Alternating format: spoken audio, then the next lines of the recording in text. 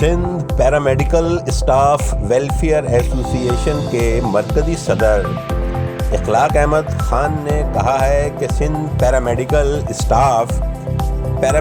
Staff की वाहिद तंजीम है जिसके यूनिट कराची से कश्मीर तक पैरामेडिकल स्टाफ के जायज़ मसाइल के हल के लिए सरगर्म अमल हैं।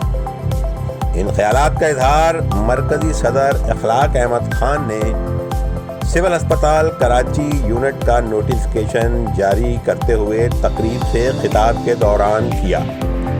तकरीब में मरकज़ी सेक्रेटरी जनरल सैयद इस्लामुद्दीन शाह बुखारी और मरकज़ी सेक्रेटरी फाइनेंस मोहम्मद सलीम जट ने ख़ुसूसी तौर पर शिरकत करते हुए कहा कि पैरामेडिकल स्टाफ के सर्विस स्ट्रक्चर टाइम स्केल के लिए जद्दोजहद तेज़ कर दी गई है। पैरामेडिकल स्टाफ के मसाइल के हल के लिए तमाम तर वसाइल बरोए कार लाए जाएंगे। इस क्रेडिट भी मुझे जाएगा।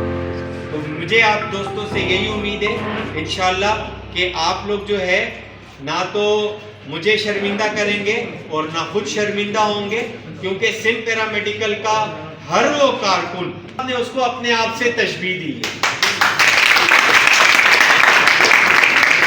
तो आपने अपनी फराइज़ मनसबी का जो है वो बेहतर तरीके से अपने फराइज़ अंजाम देने, ठीक है। हमने ये नोटिफिकेशन में मतलब बड़ी ताख़ीर की, बड़ा सोच विचार किया।